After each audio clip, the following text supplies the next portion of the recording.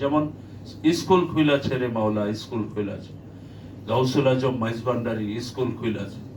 তো এই স্কুল কোন স্কুল? আধ্যাত্মিকতার চর্চার স্কুল, তাসাউফ চর্চার স্কুল।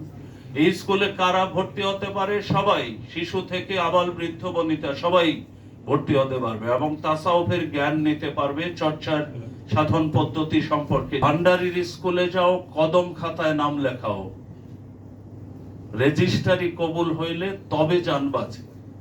তার মানে এই আপনি যে একদিনেই সুফি হয়ে যাবেন বা আত্মশুদ্ধি অর্জন করবেন তা নয়।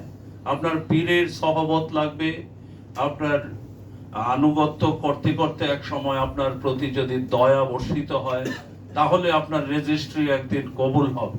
এই ভাবটিকে রমেশ শীল ফুটিয়ে তুলেছেন এই গানের মধ্যে। পীর মুর্শিদ যাকে দয়া করবেন তিনি। আপনারা জানেন দুজন সনাতন ধর্মাবলম্বী গীতিকার, রমেশ শীল এবং মনমোহন দত্ত।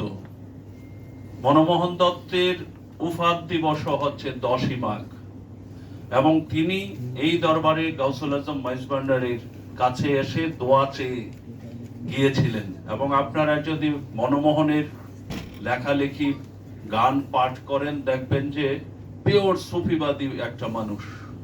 আমি অবাক হয়ে যাই যে এগুলো কিভাবে তিনি শিখেছিলেন। আরো যেমন বলা যায় যে আর কি অনুষঙ্গ আছে এই গানের মধ্যে, যেমন মাওলানা আব্দুল হাদী কাঞ্চনপুরী লিখছেন, আমার মনোহরে যায় গো প্রাণহরে যায়, মাইজভান্ডারির গুণমণি মোহনবাসী রায়। মোহনবাসী রায় হচ্ছে শ্রীকৃষ্ণের কথা।